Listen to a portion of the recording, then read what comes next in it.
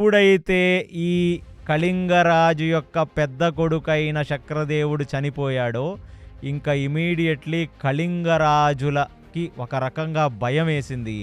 ఆ ముందుకొచ్చిన ఏనుగులు కూడా భయపడి వెనక్కి వెళితే ఆ గదని తిప్పి వస్తున్న ఏనుగుల కుంభస్థలాల్ని కొడుతూ, ఆ ఏనుగుల యొక్క పొట్టల్ని కొడుతూ, ఆ దుమ్ములోంచి పరిగెత్తుకుంటూ వెళ్ళిన భీముడు ఎన్నో ఏనుగులని సంహరించి ఆ కళింగరాజు దగ్గర కళింగరాజుతో పనిచేస్తున్న 700 మంది క్షత్రియ సైన్యాన్ని భీముడు ఒక్కడే సమస్తమైన వాళ్ళని భేదించాడు. అది చూసి దుర్యోధనుడు తట్టుకోలేక ఇంకా కళింగరాజుని నువ్వు ముందుకు వెళ్ళి భీముడు వేపు, అంటే భీముడు గదతో భూమి మీద నించున్నప్పుడు ఆ భీముడు యొక్క వక్షస్థలానికి బాణాలు కొట్టి ఆయన కవచాల్ని భేదించవలసినదని ఆదేశిస్తే కళింగరాజు ముందుకు వెళ్ళి ఆ శృతావి యొక్క కొడుకైన భానుమంతుణ్ణి వేసుకొని భీముడి మీదకు వెళితే చేడిరాజు అయిన దృష్టకేతువు ఆ భానుమంతుడి మీదకి బాణాలు వేసేస్తుంటే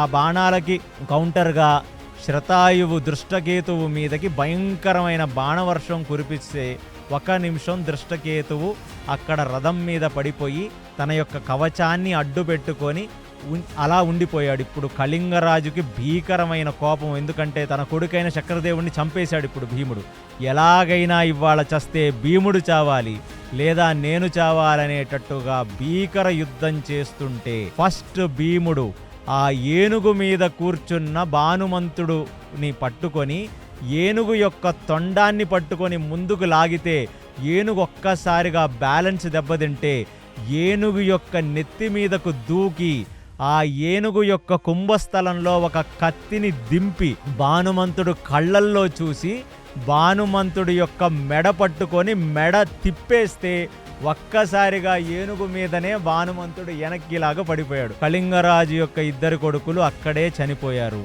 అది చూసి తాళలేక ఇంకా 700 మంది సైనికులు, అంటే అదొక మారణకాండ. అంటే ఇక ఒరిస్సాలో ఉన్న ఏ రాజుని బ్రతకనిచ్చేటట్టు లేడు భీముడని అర్థమైపోయి ఇక మరణమా వీరస్వర్గమా అని తెలుసుకొని ఒక రకంగా ఇదొక సూసైడ్ బాంబు లాంటిదే. ఇవాళ ఎట్టి పరిస్థితుల్లో భీముణ్ణి కౌంటర్ చేసి భీముణ్ణి చంపేయాలి.